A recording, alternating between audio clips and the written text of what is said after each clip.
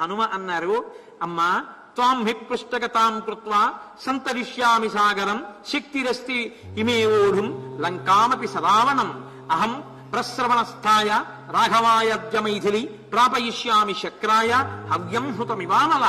తల్లి ఇద్దుకమ్మా అంత బెంగపెట్టుకుంటావు, ఇద్దుకమ్మా ఒక నెల మాత్రమే బతుకుంటానంటావు, నీకేం భయం లేదమ్మా. రావణుని సైన్యంతో రావణుని యొక్క సమస్త భవనాలతో కలిపి ఈ లంకా పట్టణాన్నంతటినీ పెళ్లగించి తీసుకెళ్లి రామచంద్రమూర్తి దగ్గర పెట్టగలిగిన సమర్థుణ్ణి నేను, అటువంటి బలవంతుణ్ణి. కాబట్టి అమ్మా నువ్వు నా పృష్ఠభాగాన్ని, నా వీపుని అధిరోహించు. క్షణంలో నువ్వు కన్ను తెరిచి చూసేటప్పటికీ నిన్ను రామచంద్రమూర్తి పాదాల దగ్గర సమర్పించేస్తాను. ఎలా తీసుకెడతానో తెలుసా అమ్మా? నువ్వు నా వీపు మీద కూర్చున్నప్పుడు నా యందు వికారం కలుగుతుంది అనుకుంటున్నావేమో అమ్మా. నేను హవ్యంహుతమివానలా, అగ్నిహోత్రంలో హవిస్సు వేసి దేవతలకిమ్మంటే ఎంత పవిత్రంగా అగ్నిహోత్రం తీసుకెడుతుందో అంత పవిత్రంగా తీసుకెళ్తానమ్మా. కాబట్టి అమ్మా నా వీపును అధిరోహించు అన్నారు. సీతమ్మ తల్లి చటుక్కున ఒక చిన్న నవ్వు నవ్వింది. హనుమన్ దూరమధ్వానం కథం మామ్మూడుమిచ్చేసి తదేవ ఖలుతే మన్యే కపిత్వం హరియూతప కథం వాల్ప శరీరస్థం మామితో నితిమిచ్చేసి సకాశం మానవేంద్రస్య భక్తుర్మే ప్లవకర్షభ. నీ శరీరమేమో పిల్లి పిల్లంతుందా, నువ్వేమో ఇంతున్నావా, నీకో ఇంత వీపా, ఓ ఇంత భుజమా, దాని మీద నేను ఎక్కి కూర్చోనా, నువ్వు నన్ను 100 యోజనాలు తీసుకెడతావా, వానర బుద్ధి బయట పెట్టావు కదయ్యా, ఇలా అడిగావు నన్ను అంది. పాపం బ్రహ్మచారి ఆయన ఇప్పుడు మాట పడ్డవాడు కాడు. ఒక్కసారి చాలా బాధ వచ్చింది. ఇంత మాట అంటుందా అమ్మనని అనుకున్నారమ్మా, నా శక్తి ఇంతేననుకుంటున్నావా, చూడమ్మా నేనంటే ఏమిటో అన్నారు. మేరుమందర సంకాశో బభో దీప్తానల ప్రభ అగ్రతో యవతస్తే చ సీతాయా వనరోత్తమ హరిపర్వత సంకాశ తామ్రవక్తో మహాబల వజ్రదంష్టనకో భీమో వైదేహీమిదమబ్రవీత్ సపర్వత వనోద్దేశాం సప్త ప్రాకారతోరణాం లంకామిమాం సనాథాం వా నయితుం శక్తిరస్తిమి. అమ్మా నేనంటే ఇంతే అనుకుంటున్నావు కదా, చూడు నా శరీరం అంటే ఏమిటో అని పెంచారు. మేరు పర్వత శిఖరాలు ఎలా ఉంటాయో అంత ఎత్తు పెరిగిపోయారు. ఎర్రటి ముఖం, పెద్ద నోరు, ఇంత ముక్కు, గరిబిడాకులలా ఇంతంత పెరిగిపోయినటువంటి చేతులు, పెద్ద పెద్ద వేళ్లు, బలిసినటువంటి తొడలు, ఎర్రగా కాలిన పెనం లాంటి ముఖం, అటువంటి పెద్ద స్వరూపంతో ఒకసారి నిలబడి, అమ్మా ఇప్పుడు నా స్వరూపం ఏమిటో చూసావా అమ్మా, లంకని తీసుకెడతానన్నాను కాదు, ఈ చుట్టుపక్కల పర్వతాలతో సహా ఉన్నటువంటి భవనములు తోరణములు ఇవన్నీ కదలకుండా ఇలాగే ఉంచి మట్టితో పైకి ఈ భాగాన్నంతటినీ పెళ్లగించి చేతి మీద పట్టి నీతో కలిపి తీసుకుని వెళ్లి రాముడి దగ్గర పెట్టేస్తాను, అంతటి బలవంతుడ. అమ్మా ఇప్పుడు నమ్ముతావా నా బలాన్ని అన్నాడు. అంటే తల్లి అంది, నాయన ఇవాళ నమ్మడం ఏమిట్రా, 100 యోజనములు గడిచి వచ్చిన నాడే నీ బలాన్ని నమ్మాను. నువ్వు ఇంత గొప్పవాడివని నాకు తెలుసు, కానీ నాయన నేను నీతో వస్తే నీ వేగాన్ని తట్టుకోలేక నేను జారి సముద్రంలో పడిపోవచ్చు, లేదా రాక్షసులు నీ మీదకి యుద్ధానికి వస్తే ఓ పక్క వాళ్ళతో యుద్ధం చేస్తావా, నన్ను రక్షిస్తావా, ఆ యుద్ధంలో నేను జారి కింద పడిపోవచ్చు, లేదా నేను మళ్ళీ రాక్షస స్త్రీలకి చిక్కితే మళ్ళీ నన్ను ఎక్కడికి తీసుకెళ్లి దాచేస్తాడో తెలియదు. పైగా అన్నిటినీ మించి నాకు ఒక నియమం ఉంది, భర్తుభక్తిం పురస్కృత్య రామధన్యస్య వానర నాహం స్పృష్టం స్వతో గాత్రం విచ్ఛేయం వనరోత్తమ. నేను పరమభక్తి తత్పరులానైన దానిని కాబట్టి రాముని యందు, రాముణ్ణి తప్ప పరపురుషుణ్ణి నేను కోరి కోరి మాత్రం నా చేతితో స్పృశించను. ఏవమ్మా మరి ఆనాడు రావణుడు నిన్ను బలవంతంగా అపహరించి తొడ మీద కూర్చోబెట్టుకుని తీసుకొచ్చాడుగా, మరి అప్పుడు ఎలా వచ్చావంటావేమో. యదహం గాత్ర సంస్పర్శం రావణస్య బలాద్గత అనీషా కిం కరిష్యామి వినాథ వివశాసతి. ఆ రోజున నేను అబలని, నాకు సహాయకులు లేరు, వాడు బలవంతంగా జుట్టు పట్టి నన్ను తొడ మీద కూర్చోబెట్టుకుని తీసుకొచ్చాడు. హా రామ హా లక్ష్మణ అని శోకించడం వినా నాకు మార్గం లేదు, నా అంత నేను స్పృశించలేదు, వాడు బలవంతంగా తీసుకొచ్చాడు. కానీ తెలిసి తెలిసి మాత్రం ముట్టుకుని నేను రాను, రాముడే రావాలి, రాక్షస సంహారం చెయ్యాలి, నన్ను తీసుకెళ్ళాలి. నేను తరచూ అంటుంటాను, సబర్మతి ఆశ్రమంలో మహాత్మా గాంధీ గారి దగ్గరికి సేవాదల్ మహిళా కార్యకర్తలందరూ వెళ్ళి రాముడు గొప్పవాడా సీతమ్మ గొప్పదా అని అడిగారు. సీతమ్మే గొప్పదన్నారు. అంటే వాళ్ళు అనుకున్నారు మహిళా కార్యకర్తలు వెళ్ళి అడిగాం కదా అందుకు అలా చెప్పారనుకున్నారు. అంటే ఆయన అన్నారు, నేను యథాలాపంగా చెప్పాను అనుకుంటున్నారా, రాముని కీర్తి ప్రకాశించడానికి కారణం సీతమ్మే. హనుమ అడిగినప్పుడు అమ్మ బాబోయ్ ఇంత కష్టంలో ఉన్నాను తీసుకెళ్లి అంతే చాలని హనుమ వీపు మీద కూర్చునుండి ఉంటే రాముడి గౌరవం అలా నిలబడి ఉండేదా? రాముడు లేనప్పుడు రావణుడు ఎత్తుకెళ్ళాడు, రావణుడు చూడకుండా హనుమ ఎత్తుకొచ్చి రాముడికి ఇచ్చేశాడు, అంతే రామాయణం. కాదు, రాముడే రావాలి, రావణుణ్ణి చంపాలి, నన్ను తీసుకెళ్లాలంది. ఆవిడ పాతివ్రత్యం 10 నెలలు రావణుడు అంత వైభోగాన్ని చూపించిన కన్నెత్తి చూడలేదు, కోటితో తాకలేదు, అక్కడ అన్నపు మెతుకు తినలేదు, బట్ట మార్చలేదు. అంత సౌశీల్యవతి అయి అంత పవిత్రతగా నిలబడింది కాబట్టి అంత మహాపతివ్రత కనుక ఆ తల్లి వలన రామచంద్రమూర్తికి అంత కీర్తి వచ్చిందని నేను అంటున్నాను. ఏమి దోషం అని అడిగారు గాంధీ గారు. నిజమే, ఒక భార్య అంత కీర్తిని తేగలదు భర్తకి. కాబట్టి ఈ మాటలు చెప్తే హనుమన్నారు, యుక్త రూపం తయాదేవి భాషితం శుభదర్శనే సదృశం స్త్రీ స్వభావస్య సద్భీనాం వినయస్య చ. అమ్మా, మహాసాధ్వివైన నువ్వు ఇలా మాట్లాడడం చాలా బాగుందమ్మా. అయితే తల్లి మరి నేను బయలుదేరిపోతాను, వెళ్ళిపోవాలి, మళ్ళీ రామలక్ష్మణులతో కలిసి వస్తాను, రావణ సంహారం జరుగుతుంది, అమ్మా ఏదైనా అభిజ్ఞానం ఇస్తావా అమ్మా అన్నారు. అంటే తల్లి అంది, ఇదం శ్రేష్టం అభిజ్ఞానం బ్రూయాహ తంతు మమ ప్రియం శైలస్య చిత్రకూటస్య పాదే పూర్వోత్తరే పుర తాపసాశ్రమవాసిన్యాః ప్రాజ్యమూల ఫలోదకే తస్మిన్ సిద్ధాశ్రమే దేశే మందాకిన్యాహ్యదూరతః. ఒకానొకప్పుడు మేము చిత్రకూట పర్వత శిఖరాల మీద ఆశ్రమవాసంలో ఉన్నప్పుడు జరిగినటువంటి ఒక సంఘటన చెప్తాను, దీన్ని అభిజ్ఞానంగా చెప్పు అంది. ఇది వెనక మహర్షి చెప్పలేదు, ఇక్కడే చెప్తున్నారు అభిజ్ఞానంగా గుర్తుగా. అంటే అమ్మవారు వస్తువునివ్వకుండా ముందు ఒక విషయాన్ని చెప్పింది. అంటే ఇది అభిజ్ఞానం చేశారు అంటే అక్కడ చెప్పకుండా ఇక్కడ చెప్తున్నారంటే సమస్త మనుష్య కోటి కూడా, ప్రతి మానవుడు కూడా దీన్ని దృష్టిలో పెట్టుకోవాలి అని మహర్షి యొక్క సందేశం. ఒకానొకప్పుడు నేను అక్కడ ఉండేటటువంటి వనంలో విహరించి అలిసిపోయిన దాననై నా ఒంటి నుంచి చెమటధారలు కారుతుంటే నేను రామచంద్రమూర్తి యొక్క ఒడిలో కూర్చున్నాను సేద తీరడానికి. తతో మాంస సమాయుక్తో వాయస పర్యతుండయత్ తమహం లోష్టముద్యమ్య వారయామిస్మ వాయసం. ఒక కాకి ఇంద్రుని యొక్క కుమారుడు, అది అపారమైన వేగం కలిగినది. ఆ కాకి వచ్చి మాంసభక్షణ యందు ఆసక్తి కలిగినదై నా గుండెల మీద వాలి నా స్తనముల యొక్క మధ్య భాగంలో ఉన్న మాంసాన్ని తన కఠినమైన ముక్కుతో కొట్టి పీకి తింటోంది. నాకు బాధ కలిగి నేను అక్కడ ఉన్న మట్టి బిడ్డను ఒక దాన్ని తీసి ఆ కాకి మీద విసిరాను. ఆ కాకి వెడుతోంది, వచ్చి మళ్ళీ వాలుతోంది. రాముడు చూశాడు. చూసి ఆయన తయాపహసితాచాహం క్రుద్ధా సంలజ్జితా తథా.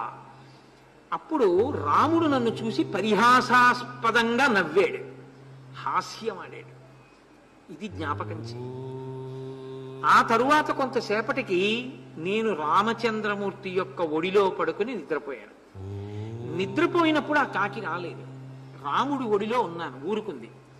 ఆ తర్వాత కాసేపటికి నేను నిద్ర లేచాను, రాముడు నా ఒళ్ళో తలపెట్టుకుని నిద్రపోతున్నాడు. మీరు ఇది చాలా జాగ్రత్తగా వినాల్సిందండి.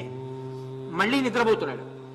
సతత్ర పునరేవాధావాయస సముపాగవత్ తతసుప్త ప్రబుద్ధాం మాం రామస్యాం కచ్చముద్ధితాం వాయసస్సహ సాగమ్య విదదారస్తనాంతరే. రాముడు నా ఒడిలో పడుకుని ఉండి నేను కూర్చుని ఉన్నప్పుడు మళ్ళీ వచ్చింది ఆ కాకి. వచ్చి మళ్ళీ నా స్తనముల మధ్యలో తన వాడి ముక్కుతో గాయం చేసి మాంసాన్ని పీక్కు తింటోంది. అప్పుడు వాయసేన తతస్తేన బలవత్ క్లిశ్యమానయ సమయా బోధిత శ్రీమాన్ సుఖసుప్త పరంతప. నా వక్షస్థలం నుంచి కారిన నెత్తుటి బిందువులు ఒళ్ళో పడుకున్నటువంటి కాకాసురుని యొక్క ముఖం మీద పడ్డాయి, రామచంద్రమూర్తి యొక్క ముఖం మీద పడ్డాయి. కాకాసురుడు నా వక్షస్థలం మీద కూర్చుని మాంసం పీకుతున్నాడు. నేను ఆ బాధ ఓర్వలేక రాముణ్ణి నిద్రలేపాను. రాముడు ఒక్కసారి నిద్ర లేచాడు.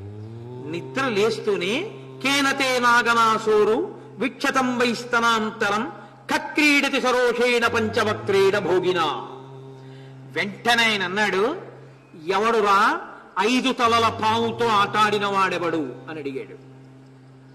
నిద్రలోంచి లేచి హఠాత్ పరిణామాన్ని చూసినటువంటి రాముడు సీతమ్మ యొక్క యథార్థ స్వరూపాన్ని బయటపెట్టేశాడు. ఎవర్రా 5 తలల పాము మా ఆవిడితో చెలగాటం ఆడుతున్నాడంటే ఆవిడ ఎంత నొచ్చుకుంటుంది? 5 తలల పాము అంటే ముక్తా విద్రుమ హేమ నీల ధవళ ఛాయైర్ముఖైస్త్రీక్షణై పంచముఖ గాయత్రి స్వరూపం రావిడ. ఎవడరా ఆవిడితో చెలగాటం ఆడినవాడు అన్నాడు రాముడు. అని వీక్షమాణస్తతస్తం వై వాయుసం సముదైక్షత నఖైస్స రుధిరైస్తీక్షణై మామేవాభిముఖం స్థితం పుత్రః కిలస శక్రస్య వాయస సతతాం వరః ధరాంతర్గత శీఘ్రం పవనస్య గతౌ సమః. అది ఇంద్రుడి యొక్క కుమారుడు ఆ కాకి. ఆ కాకి అపారమైన వేగము కలిగినటువంటి వాడు. ఆయన కాళ్ళకి నెత్తురు, నోట మాంసపు ముక్క చూశాడు. ఈ కాకియే నా భార్య యొక్క వక్షస్థలం మీద వాలి మాంసం పీకింది అని గుర్తుపట్టాడు. గుర్తుపట్టి వెంటనే ఆయన ఒక గడ్డి పరకనొక దాన్ని తీసి బ్రహ్మాస్త్రాన్ని అభిమంత్రించాడు. అభిమంత్రించి ఆ కాకాసురుడి మీద విడిచిపెట్టాడు. ఆ కాకి 3 లోకములు తిరిగింది. ఇంద్రుడి దగ్గరికి, తండ్రి దగ్గరికి వెళ్ళింది. 3 లోకములు తిరిగితే రాముడు ప్రయోగించిన బ్రహ్మాస్త్రాన్ని మేమెవ్వరం ఉపసంహారం చేయమన్నారు. ఆ కాకి తిరిగి తిరిగి తిరిగి తిరిగి వచ్చి ఎక్కడ రాముడు కూర్చున్నాడో అక్కడే వచ్చి నేల మీద పడిపోయింది. పడిపోతే రాముడు చూశాడు. తన ఎదురుగుండా వచ్చి పడిపోయినా తనకి శరణాగతి చేసినట్టే అని భావించాడు. విన్నిచ్చినటువంటి వాళ్ళని బ్రహ్మాస్త్రం చెనకదు, అది దాని మర్యాదకి భంగం. కాబట్టి ఆయన పరిగెడుతుంటే అది వెంట వెళ్ళిందంతే. ఇప్పటికీ విన్నిచ్చి కిందపడ్డాడు, చంపలేదు. రాముడు అన్నాడు, నువ్వు నా ముందుకొచ్చి పడిపోయావు కాబట్టి నువ్వు నాకు శరణాగతి చేసినట్టు. కానీ ఒకసారి బ్రహ్మాస్త్ర ప్రయోగం చేశాను కనుక బ్రహ్మాస్త్రానికి అత్యంత విలువైనది ఏదో ఒకటి ఇచ్చేయాలి నువ్వు. కాబట్టి ఏమి ఇస్తావని అడిగాడు. దత్వాస దక్షిణం నేత్రం ప్రాణేభ్య పరిరక్షిత. ఎందుచేతనంటే సర్వేంద్రియాణం నయనం ప్రధానం సర్వస్య గాత్రస్య శిర ప్రధానం. ఇప్పుడు తలకాయని రక్షించుకోవాలంటే కన్ను ఇచ్చేయాలి. కాబట్టి కాకంది, నా కుడి కన్ను తీసేసుకో, నా కుడి కంటిలోని చూపు తీసేసేయండి. కాబట్టి ఇప్పుడు కుడి కంటికి చూపు లేదు కాకి. అందుకే ఇలా ఇలా చూస్తుంటుంది. కాకి చూపు రావిడిది అంటుంటారు. అప్పటికి ఇప్పటికీ కాకి జాతికంతటికి ఒక కంట్లో చూపు పోయింది. బ్రహ్మాస్త్రానికి తన కంటిలోని చూపునిచ్చేసింది. ఇచ్చేసినటువంటి కాకి వెళ్ళిపోతూ వెళ్ళిపోతూ సరామాయ నమస్కృత్య రజ్ఞే దశరథాయచ, వెళ్ళిపోతూ వెళ్ళిపోతూ రాముడికి నమస్కరించింది, దశరథ మహారాజు గారికి నమస్కరించి వెళ్ళిపోయింది. ఇది నేను చెప్పానని గుర్తుగా చెప్పు. ఎందుకు ఇది? ఏమి అభిజ్ఞానం అంటే మనమందరం కూడా గుర్తుపెట్టుకోవలసినటువంటి అభిజ్ఞానం. సీతమ్మ తల్లి ముందు రామచంద్రమూర్తి ఒళ్ళో కూర్చున్నప్పుడు కాకి వచ్చి వాలి మాంసాన్ని పెరికింది. సీతమ్మ వెంటనే మట్టిగడ్డ తీసి కొట్టింది. రాముడు జోక్యం చేసుకోలేదు.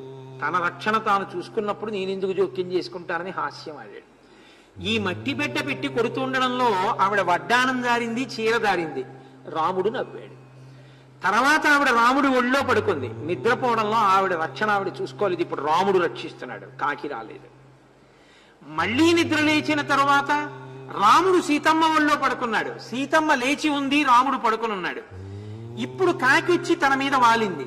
కానీ సీతమ్మ బెడ్డ విసరలేదు. ఎందుకంటే తాను బెడ్డ విసిరితే, తను కదిలితే రాముడికి నిద్రకి భంగం కలుగుతుందని, రాముడి యొక్క నిద్ర రక్షింపబడాలని తాను కదలకుండా కూర్చుంది. ఇప్పుడు ఆ నెత్తుటి బిందువులు రాముడి మీద పడ్డాయి. ఇప్పుడు తనని తాను రక్షించుకోవడం, బెడ్డ విసరడం మానేసి రాముడిని లేపింది. రాముడు లేస్తూనే తనని తాను రక్షించుకోకుండా తన రక్షణ రాముడి మీద అప్పచెప్పింది. కాబట్టి ఒక కాకి అని కూడా చూడకుండా బ్రహ్మాస్త్రాన్ని విడిచిపెట్టాడు. ఇది శరణాగతి. నిన్న మీతో మనవి చేసింది నేను ఇది.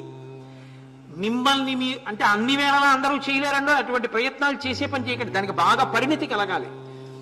అసలు ఏ ప్రయత్నము లేకుండా పూర్తిగా ఇంకా విపరీతమైన నమ్మకంతో తన రక్షణ భారాన్ని పరమేశ్వరుని యందు న్యాసం చేసి విడిచిపెడితే పరమేశ్వరుడు ఆ రక్షణ భారాన్ని తాను స్వీకరిస్తాడు. మిమ్మల్ని మీరు రక్షించుకునే ప్రయత్నం చేసుకుంటున్నంతసేపు అది శరణాగతిలోకి రాదు. భక్తిలో తప్పులేరు, పురుష ప్రయత్నం ఈశ్వర ప్రయత్నం చూడాలి, కానీ శరణాగతిలోకి రాదు. శరణాగతి ఉత్తరక్షణ ఫలితాన్ని ఇచ్చేస్తుంది. ఏ ప్రయత్నం చేయకుండా రక్షించుకోకుండా ఆగిపోతే వెంటనే రాముడు లేచి బ్రహ్మాస్త్రం ప్రయోగించాడు. ఇది గుర్తు చెయ్యి అందావిడ. అని ఆవిడంది, నా కొరకు ఒక కాకి మీద బ్రహ్మాస్త్రం వేసిన వాడు ఇవాళ రావణుని ఎందుకు సంహరించట్లేదు, ఎందుకు వచ్చి రక్షించట్లేదని నేను అడిగానని అడుగు అంది. ఇప్పుడు కూడా నన్ను నేను రక్షించుకోవట్లేదు. 10 నెలల నుంచి రాముడే రావాలని ప్రతిజ్ఞ చేసి ఉన్నాను, ఎందుకు రాలేదు రాముడు? ఆనాడు ఒక కాకి మీదే వేశాడే బ్రహ్మాస్త్రం, మరి ఈనాడు ఎందుకు రాలేదు? బహుశः నాదే ఏదో తప్పు ఉండాలి. మమైవ దుష్కృతం కించిత్ మహదస్థిర సంతజ సమర్థాపితాయన్మాం అవేక్షేతే పరంతప. చిన్నదో పెద్దదో నా వలన తప్పుంది, అందుకే రాముడు రాలేదు. ఇది భక్తి యొక్క వ్యగ్రత, పరాకాష్ట. ఇంత రాక మూట కట్టేసుకున్నాడు ఈ 10 నెలల్లో అని చెప్పు. నేను శరణాగతి చేశానని చెప్పు. కౌసల్యాలోక భక్తారం సుషమేయం మనస్వినీతం మమార్థే సుఖం పృచ్ఛాసరసాభివాదయ. కౌసల్యాపుత్రుడు ఏ మహానుభావుణ్ణి కడుపారనెవ్వాని కన్న తల్లి అని కౌసల్యామాత కందో, అటువంటి కౌసల్యానందవర్ధనుడైన రామచంద్రమూర్తిని శిరసా నమస్కరించానని చెప్పు. విసృజ్య సర్వరత్నాని ప్రియాయాశ్చ వరంగనాః ఐశ్వర్యంచ విశాలాయాం పృథివ్యామపి దుర్లభం పితరం మాతరం చైవ సమ్మాన్యాభిప్రసాద్య చ అనుప్రవ్రజితో రామం సుమిత్రా ఏన సుప్రజాః ఆనుకూల్యేన ధర్మాత్మా త్యక్త్వా సుఖమనుత్తమం అనుగచ్చతి కాకుత్సం భ్రాతరం పాలయన్వనే సింహస్కందో మహాబాహు మనస్వీ ప్రియదర్శనః పితృవద్వర్తతే రామి మాతృవన్మాం సమాచరన్ హ్రియమాణాం తదా వీరో నతుమాం వేదలక్ష్మణః వృద్ధోపసేవీ లక్ష్మీవాన్ శక్తో న బహుభాషిత రాజపుత్ర ప్రియశ్రేష్ఠః సదృశశ్వసురస్య మే. ఏ లక్ష్మణమూర్తి తన యొక్క ఐశ్వర్యాన్ని, తన అంతఃపురాన్ని, తన భార్యని కూడా విడిచిపెట్టి రామచంద్రమూర్తి తన తండ్రి సీతమ్మ నా తల్లి అని భావించి అక్కరలేని అరణ్యవాసాన్ని స్వీకరించి రాముణ్ణి నన్ను విడిచిపెట్టి ఉండలేక అనుగమించి మా వెంట వచ్చి అంత శుశ్రూష చేసి పెద్దల ఎడల భక్తిభావం కలిగినటువంటి వాడో అటువంటి లక్ష్మణమూర్తిని మనసారా నేను కుశలమడిగానని చెప్పు. ఎందుకంటే ఒకవేళ లక్ష్మణమూర్తి పట్ల నేను అన్న మాటలు అధికముగా మాట్లాడానన్న భావన చేత లక్ష్మణుడు ఖేదపడ్డాడేమో. అందుకని ఆ మహానుభావుడు లక్ష్మణమూర్తి మా వెంట వచ్చినటువంటి కారణం చేత నిజంగా దశరథుడే మరణించినా, కౌసల్య దూరంగా ఉన్నా దశరథుడు బ్రతికున్నట్టు కౌసల్య పక్కనున్నట్టు రాముడు భావించాడు. ఒక తండ్రి తల్లి పక్కనుంటే పుత్రుడికి బెంగుండదు. ఎందుకంటే ఆయనకి కష్టం వస్తే కొడుక్కి ముందు ఆ కష్టం తనదిగా భావించి తండ్రి ఆ కష్టం నుంచి కొడుకుని ఉద్ధరించే ప్రయత్నం చేస్తాడు. అలా భావించగలిగిన తండ్రి దూరమైనా లక్ష్మణమూర్తి మాత్రం తండ్రిలా వచ్చి నిలబడ్డాడు. అలా నిలబడిన లక్ష్మణమూర్తి ఉండగా నాకు అత్తమామలు లేరన్న లోటే లేదు. అటువంటి మహాత్ముడైన లక్ష్మణుణ్ణి కుశలమడిగానని చెప్పు అని ఇది మహామంత్రం అంటారు సుందరకాండలో. తమస్మిన్ కార్య నిర్యోగే ప్రమాణం హరిసత్తమ రాఘవత్తత్సమారంభాత్మయత్న పరో భవేత్. నాయన రామచంద్రమూర్తి యందు ప్రయత్నమును కల్పించి తొందరగా నెలలో వచ్చి నన్ను మళ్ళీ వెనక్కి తీసుకెళ్లేటట్టుగా చెయ్యగలిగిన సమర్థత నీయందే ఉంది అని నేను నమ్ముతున్నాను హనుమ. కాబట్టి నువ్వు రాముడు వచ్చేటట్టు చెయ్యవలసింది అని. తతో వస్త్రగతం ముక్త్వా దివ్యం చూడామణిం శుభం తాతుమర్హసి వీరత్వం పాతాళాదివ కౌశికీం. ఆ తల్లి తన చీర కొంగుకి ముడివేసుకున్నటువంటి ఆ చూడామణ్ణి తీసి హనుమ యొక్క చేతిలో పెట్టి, నాయనా ఇది పట్టుకెళ్ళి రామచంద్రమూర్తికి ఇయ్యి. మణిం దృష్ట్వాతు రామోవై త్రయాణాం సంస్మరిష్యతి వీరో జనన్య మమచ రాజ్ఞో దశరథస్య చ. ఈ మణిని చూడగానే రామచంద్రమూర్తికి 3 గుర్తొస్తారు. ఎందుకో తెలుసా? ఒకానొకప్పుడు సముద్రంలో ఉన్నటువంటి ఈ మణిని సముద్రుడు వరుణుడికి ఇచ్చాడు. వరుణుడు జనక మహారాజు గారికి ఇచ్చాడు. జనక మహారాజు గారు అత్యంత ప్రియ కుమార్తెని కాబట్టి నన్ను కన్యాదానం చేసేటప్పుడు ఆ మణిని పెట్టి అలంకరించి కన్యాదానం చేశారు. కాబట్టి ఆ కన్యాదానం చేసినప్పుడు జనకుడు, మా అమ్మ, దశరథుడు, రాముడు, నేను కూడా ఉన్నాం. కాబట్టి వాళ్ళ 3 కూడా రాముడికి జ్ఞాపకానికి వస్తారు. కాబట్టి ఈ మణిని పట్టుకెళ్ళి ఇయ్యి అని. తమస్మిన్ కార్య నిర్యోగే ప్రమాణం హరిసత్తమ హనుమన్ యత్తమస్థాయ దుఃఖక్షయ కరోభవ. అందుకే సుందరకాండ అంత శక్తివంతమైంది. ఈ ఘట్టం ఇంత గొప్ప ఘట్టంగా చెప్తారు పెద్దలు. ఆవిడంది, నాయన నీవే ప్రమాణము, నా దుఃఖము క్షయమైపోయేటట్టుగా, మళ్ళీ నేను సుఖమును శాంతిని పొందేటట్టుగా నువ్వు తప్పకుండా ప్రయత్నము చేయవలసింది అని భాష్పగద్గదయా వాచా మైథిలీ వాక్యమబ్రవీత్ హనుమన్ కుశలం బ్రూయాహ సహితౌ రామలక్ష్మణౌ. నాయన వృద్ధులైనటువంటి వాళ్ళందరినీ అడిగానని చెప్పు అని కంఠం గాద్గదికమై ఇంతకాలానికి మహానుభావుడు వచ్చాడు, రామకథ చెప్పాడు, రామనామం చెప్పాడు, బయలుదేరి వెళ్ళిపోతున్నాడు. నాయన ఒక్కరోజు ఉండవయ్యా, ఇక్కడెక్కడైనా జాగ్రత్తగా రహస్య ప్రదేశంలో ఉండి మళ్ళీ రామకథ చెప్పవయ్యా అని అడుగుతుందమ్మ. అడిగితే ఆయన అన్నారు, సీతాయా వచనం శ్రుత్వా హనుమాన్ మారుతాత్మజ శిరస్యంజలివాధాయా వాక్యం ఉత్తరమబ్రవీత్. ఆయన అన్నారు, అమ్మా మళ్ళీ అంజలి ఘటించి అంటారు. తల్లి నువ్వు ఏమి బెంగ పెట్టుకోకమ్మా, నేను వెళ్ళడమేమిటి రామలక్ష్మణుల్ని తీసుకొచ్చేస్తానమ్మా. కొన్ని కోట్ల వానరములు వచ్చేస్తాయి. ఈ వానరములన్నీ కలిసి రామలక్ష్మణులు ఈ లంకా పట్టణాన్నంతటినీ దహించేస్తారు. లంక నాశనం అయిపోతుంది. అమ్మా నీకు రామచంద్రమూర్తితో పట్టాభిషేకం కలుగుతుంది, ఊరడిల్లమ్మా అన్నారు. సీతమ్మంది, త్రయాణామేవ భూతానాం సాగరస్య లంఘనే శక్తిస్వాద్ దైనతీయస్య తమవా మరుతస్య వా. ముగ్గురికి మాత్రమే వేగం ఉందని నాకు తెలుసు. ఒకడు గరుత్మంతుడు, రెండు మారుతి నువ్వు, మూడు వాయుదేవుడు. తస్మిన్ కార్య నిర్యోగే వీరేవం దురతిక్రమే కిం పశ్యసి సమాధానం త్వం హి కార్య విదాంబర. నేను నిన్నో ప్రశ్న వేస్తాను, నువ్వు చాలా జాగ్రత్తగా ఆలోచించి నాకు చెప్పు. కామమస్య త్వమేవైకః కార్యస్య పరిసాధనే పర్యాప్తః పరవీరఘ్న యశస్యస్తే ఫలోదయ. నీవు 100 యోజనముల సముద్రాన్ని గడచి వస్తావు నాకు తెలుసు. వచ్చి నువ్వు అక్కడివే ఈ లంకా పట్టణాన్నంతటినీ పెకలించగలవు నాకు తెలుసు. రావణ సంహారం చెయ్యగలవు నాకు తెలుసు. నన్ను రాముడితో కలపగలవు నాకు తెలుసు. కానీ నరుడైన నా భర్త రాముడు, నరుడైన లక్ష్మణుడు, ఇంత శక్తి లేని మిగిలిన వానరములు, దక్షిణ తీరంలో అన్ని వానరాలు ఉండిపోయాయే, వాళ్ళు ఎలా వస్తారు, ఎలా నన్ను తీసుకెడతారు? కీర్తి నీకు దక్కుతుంది తప్ప నా భర్త వచ్చి రావణ సంహారం చేసి నన్ను విడిపించాడన్న కీర్తి నా భర్తకి దక్కి నా భర్త విజయ పతాకలతో అయోధ్య ప్రవేశం చేస్తే నాకు సంతోషం. నాయనా మరి మిగిలిన వానరాలు ఎలా వస్తాయి, వాళ్ళకి ఇంత శక్తి లేదు కదా అంది. అంటే ఏ వ్యక్తి అయినా ఏమంటాడంటే, నిజమేనమ్మా నేనైతే ఇవన్నీ చేసేయగలను అనుకో, కానీ మరి మిగిలిన వాళ్ళు రాలేరు, ఆ విషయం నేను ఆలోచిస్తానులే అమ్మా అనాలి. ఆయన అన్నారు, అమ్మా 10 ఏనుగుల బలం వాళ్ళు, 100 ఏనుగుల బలం వాళ్ళు, 1000 ఏనుగుల బలం వాళ్ళు, ఎంతెంత బలమో కలిగిన వాళ్ళు, గాలిలో ఎగరగలిగిన వాళ్ళు, సముద్రాన్ని ఔపోసన పట్టగలిగిన వాళ్ళు సుగ్రీవుడి దగ్గర లక్షల కోట్ల మంది ఉన్నారమ్మా. అవలీలగా ఎగిరి వచ్చి ఇక్కడ దూకేస్తారు. రామలక్ష్మణులు తలుచుకుంటే ఇది పెద్ద లెక్క తల్లి. యుద్ధంలో అడ్డొస్తే యమధర్మరాజుని నిగ్రహించగలిగిన రాముడు సముద్రాన్ని దాటి రావడం పెద్ద కష్టం అనుకుంటున్నావా అమ్మా? అమ్మా నేను నీకు ఒక మాట చెప్పనా? మద్విశిష్టాశ్చ తుల్యాశ్చ సంతి తత్ర వనౌకసః మత్త ప్రత్యవరః కశ్చిన్నాస్తి సుగ్రీవ సన్నిధౌ. అమ్మా సుగ్రీవ సన్నిధానంలో నాతో సమానులైన వారున్నారు, నాకన్నా అధికులైన వారున్నారు, నాకన్నా తక్కువ వాళ్ళు లేడమ్మా, నేనే ఆఖరి వాడిని. ఎందుకో తెలుసా?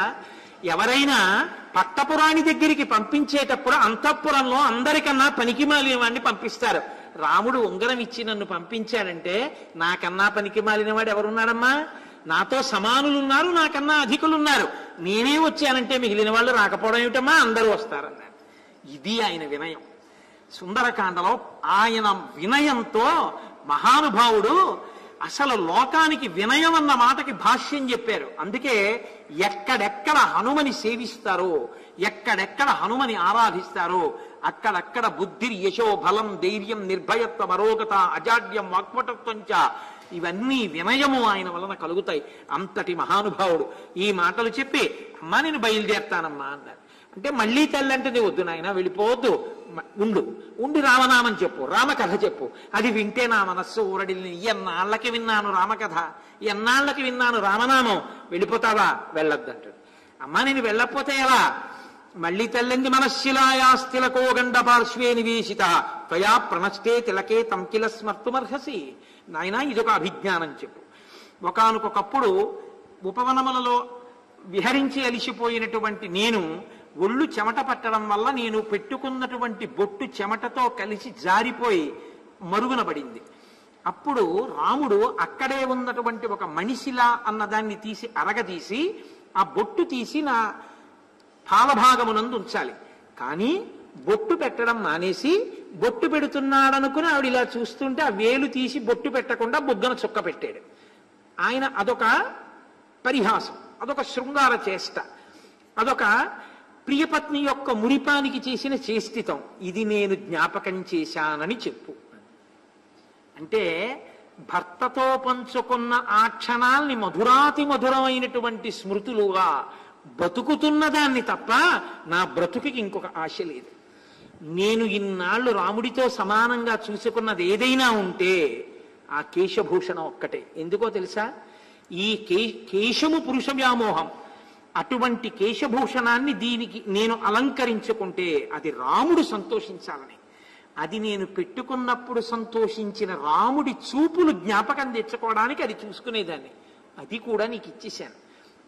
అంటే నా ప్రీతి రాముని యందే, రాముని ప్రీతియే నాకు సంతోషం తప్ప నాకు ఇంకా ఏదీ కాదని చెప్పానని చెప్పు అని ఆ తల్లి బాధపడుతుంటే ఆయన మహానుభావుడు హనుమ అన్నారమ్మా, నువ్వు ఏమాత్రం బెంగ పెట్టుకోవద్దమ్మా, ప్రశాంతంగా హాయిగా సంతోషంగా ఉండు తల్లి. ఇమం ముహూర్తం దుఃఖానాం అంతం ద్రక్షసి భామిని అన్నా, ఈ క్షణంలో ఇప్పుడు నేను ఇక్కడ నిలబడి ఏ మాట అంటున్నానో ఆ మాటతో నీ యొక్క దుఃఖమంతా పరిసమాప్తమైపోయింది.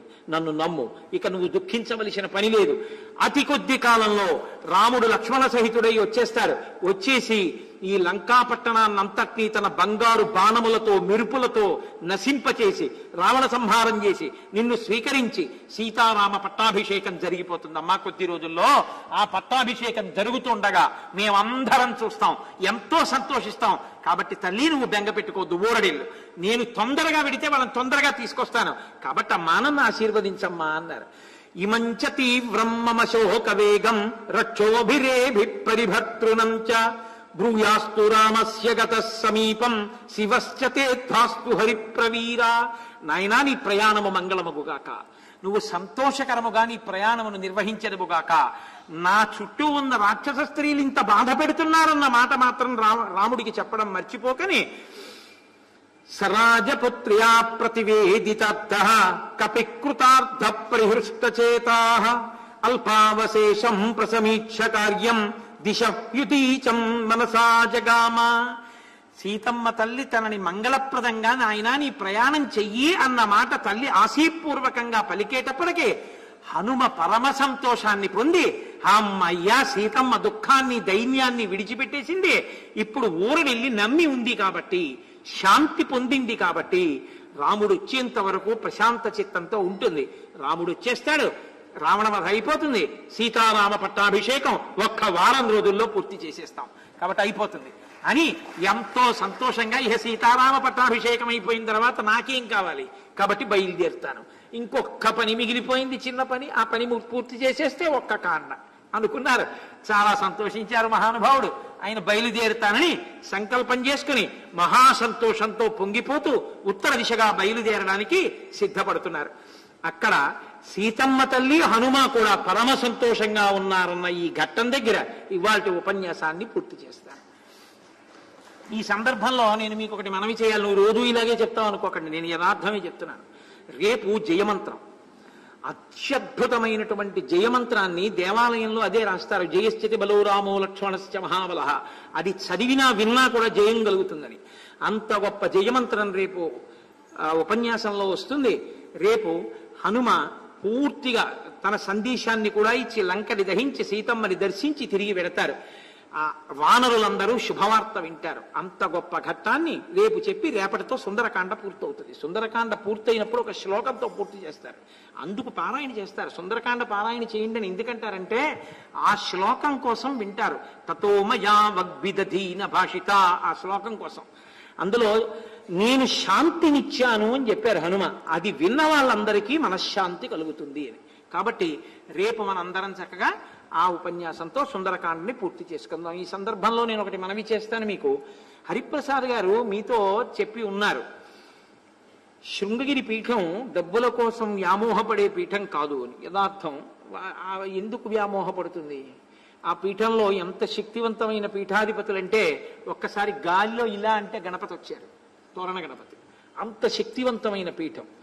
కేవలం కాకరకాయలు తిని అష్టసిద్ధులు పొందినటువంటి పీఠాధిపతులు దానికి ఉన్నారు. ఒకానొకప్పుడు ఉగ్ర నరసింహ భారతీ స్వామి గారు ఆ పీఠాధిపత్యంలో ఉన్నప్పుడు ఆయన మధురై వెడితే ఆలయంలో ఉన్న అర్చకులు, మీరు లోపలికి వచ్చి పూజ చేయకూడదు అమ్మవారిని, మీరు అలా దర్శనం చేసుకోండి, మేము పీఠం తరపున ఇక్కడ పూజ చేస్తా ఉన్నారు. ఆయన వెంటనే కొబ్బరి బండం ఒకటి తీసుకురండి చేతిలో పట్టుకుని మంత్రాలు చదివారు. అమ్మవారిలో ఉన్న కళలన్నీ కొబ్బరి బండంలోకి వెళ్ళిపోయి ఆయన దాన్ని పట్టుకెళ్ళిపోయి పీఠంలో పెట్టి విడిదిలో పెట్టి పూజ చేస్తున్నారు. అమ్మవారు వెలవెలపోయి విగ్రహం అంతా ఎండిపోయినట్టు అయిపోయింది. వాళ్ళకి అర్థమైంది అమ్మవారిలో కళలన్నీ ఉగ్ర నరసింహ భారతీ స్వామి వారు తీసుకెళ్ళిపోయారు. అప్పుడు విడిదికి వచ్చి ఆయన కాళ్ళ మీద పడ్డారు. మరి పొరపాటు అయిపోయింది, అమ్మవారిలో మళ్ళీ ప్రతిష్ఠ చెయ్యండి అని. ఆయన మళ్ళీ కొబ్బరి బండం పట్టుకొచ్చి మంత్రం చదివారు. మళ్ళీ కొబ్బరి బండంలో ఉన్న కళలన్నీ అమ్మవారిలో ప్రవేశించాయి. జగత్తులను పరిపాలించగలిగినటువంటి మధుర మీనాక్షిలో ఉన్న కళలనే కొబ్బరి బండంలోకి తీసుకోగలిగిన వాళ్ళకి మనం ఇచ్చే డబ్బులు అవసరమా? మనం కృతార్థులం అవ్వడానికి మనం ఇవ్వాలి, కానీ మన రూపాయల కోసం పీఠాలు ఉన్నాయని మనం ఎప్పుడూ అనుకోకూడదు. సంకల్పం చేత తెల్లవారి లేస్తే గురుస్తోత్రంలో మీరు వింటున్నారు, మహానుభావులు వాళ్ళు ఈశ్వరుణ్ణి నమ్ముకున్నటువంటి వాళ్ళు కాబట్టి వాళ్ళ సంకల్పంతో ఈశ్వరానుగ్రహంతో ఏదైనా చెయ్యగలరు.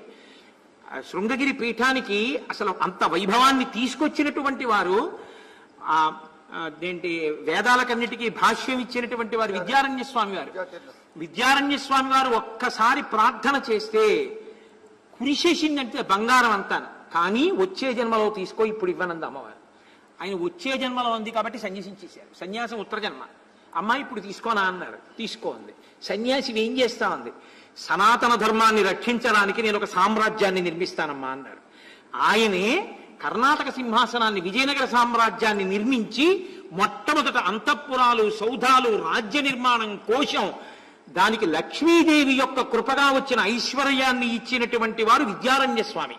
అందుకని కర్ణాటక సింహాసన ప్రతిష్టాపనాచార్య అన్న బిరుదు విద్యారణ్య స్వామి వారిది.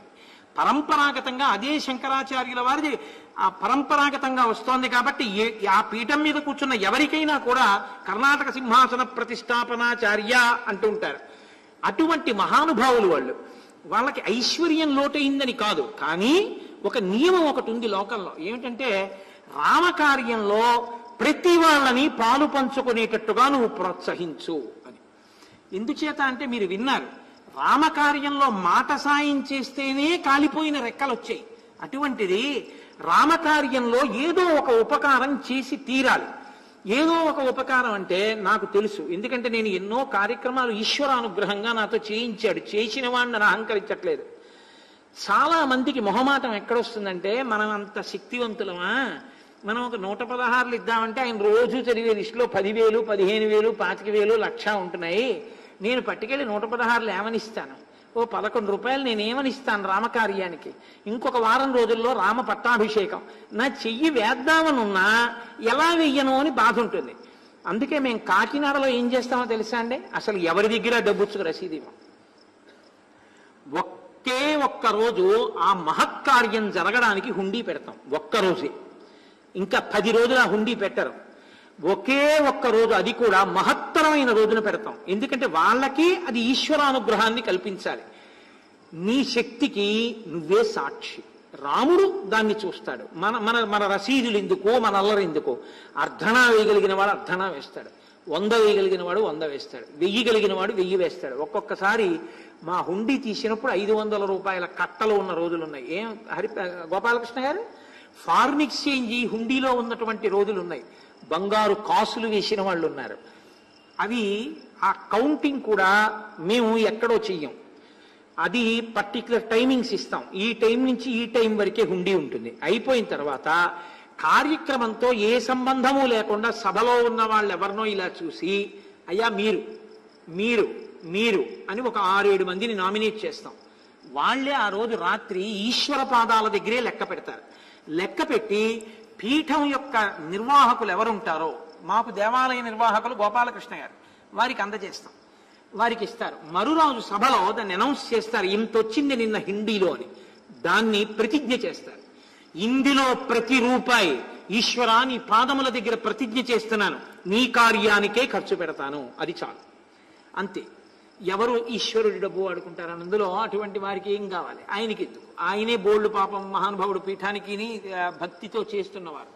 కాబట్టి రేపు నేను ఇది నమ్మిన వాణ్ణి. రామకార్యం మీద ఉపకారం చెయ్యాలి అనుకున్న వాళ్ళని ప్రోత్సహించి తీరాలి తప్ప ఎప్పుడూ నిరుత్సాహపడకూడదు. అందుకే రేపు సాయంకాలం 6 గంటల నుంచి రేపు సాయంకాలం నా ఉపన్యాసం అయిపోయిన తరువాత ఒక 15 నిమిషాలు 30 నిమిషాలు అంతే బాస్.